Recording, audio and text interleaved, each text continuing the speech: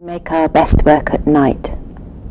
Probably make our best work at night when people have been drinking, and then you tend to put the material together in unexpected ways.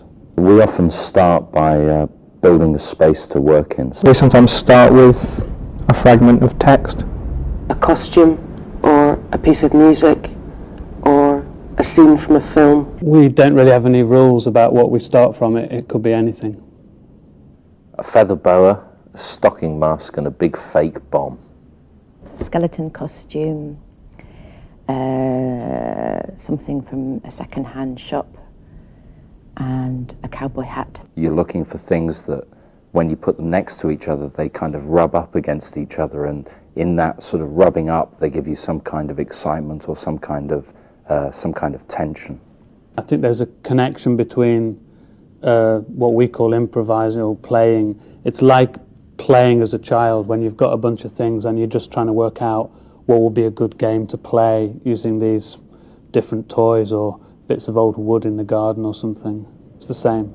You have to build something, and that can be with whatever's lying around in the rehearsal space. Lots of clothes on the floor. A stage with inspection lamps for footlights. What makes a good improviser is a difficult question.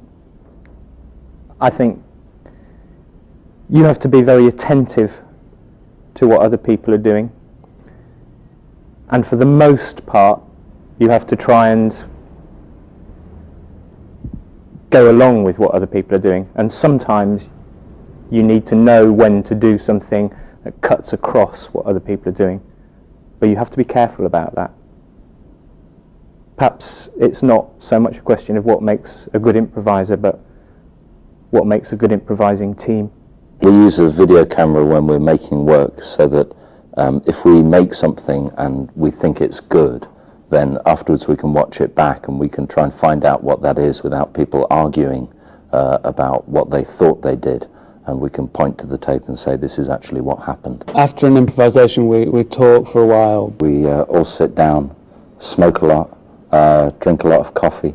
Sometimes we'll try and go straight back into another improvisation. After we've been working on our feet for a while, we often get into a phase where we make a lot of lists, lists of things we like, lists of things that go together, lists of things that will be good at the start, lists of possible endings, lists of things we're not very sure about, lists of things that we will try one day but haven't gotten round to yet.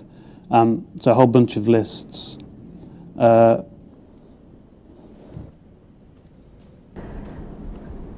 It feels like when you're trying to order all the little bits that you've created, that in some ways it's like that order actually exists deep down, but you've just got to keep digging till you find it. It gets stuck a lot.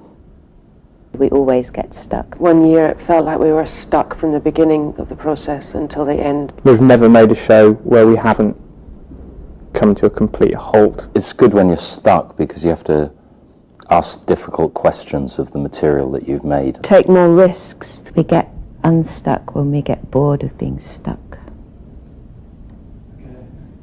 It's not really what you could call a story or a narrative.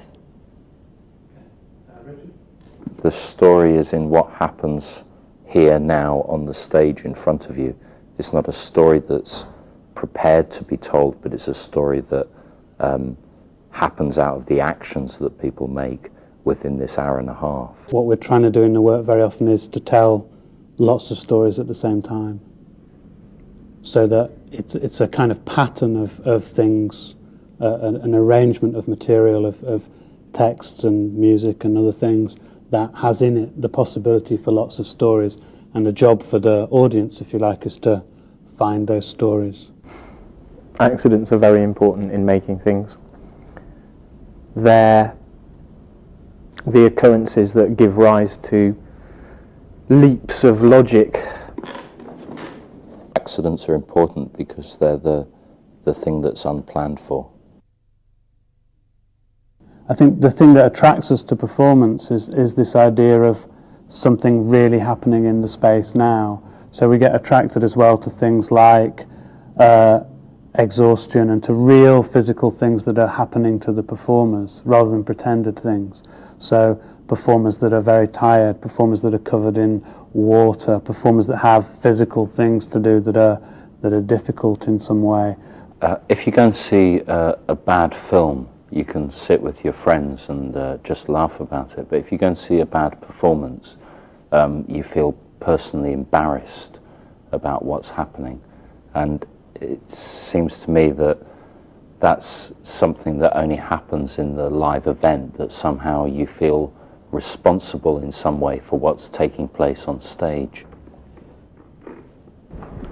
The feeling that anything might happen is a true feeling for us and a sort of true feeling for the audience as a kind of shared charge. It's very hard for us to know when we feel something is finished. I think we get to a point where we feel very close to the material, to the show that we're making, and we're so close to it we can almost no longer see what it is. And that's always a good time to put it in front of people. Shows are finished when you reach a point of balance between how satisfied you are with the material and how interested you are in changing it. A show's never finished. It's only that you have to perform it on a certain day at a certain time.